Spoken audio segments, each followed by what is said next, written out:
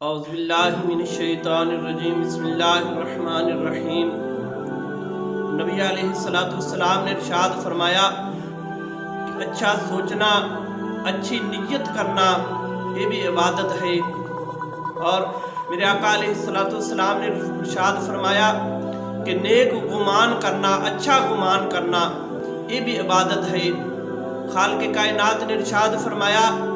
کہ جس طرح دا تسی گمان کرو گے مینوں تسی اسی طرح کا پاؤ گے۔ حدیث پاک دے اندر آندا ہے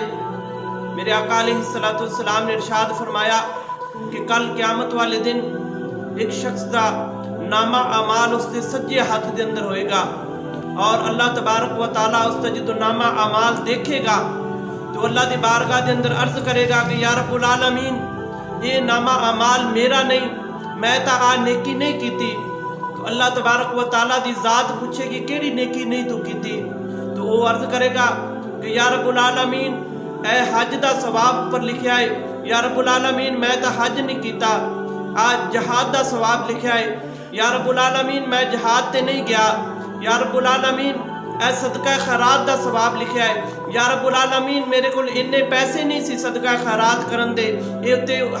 صدقہ خیرات دا ثواب لکھیا ہے، یا رب العالمین اے بہت سارا ثواب اوپر لکھیا ہے جڑا کہ میں نہیں کیتا۔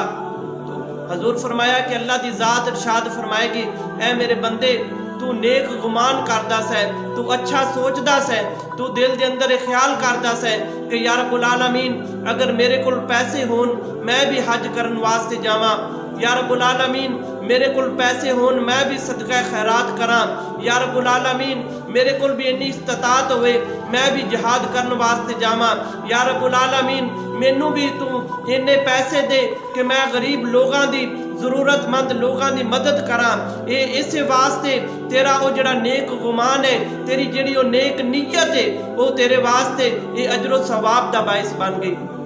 حضور فرمایا اللہ دی ذات ارشاد فرمائے گی تو نیک نیت دے نال ایک اللہ سوچدا سا ہے، میں رب نے ایک گوارا نہیں کیتا کہ تیری نیت نیک ہے، میں تیرے نامہ اعمال دے اندر نیکیاں نہیں لکھدا۔ حضور فرمایا اللہ دی ذات ارشاد فرمائے گی اے میرے بندے جا تو اے اپنا نامہ اعمال لے کے جنت دے اندر داخل ہو جا۔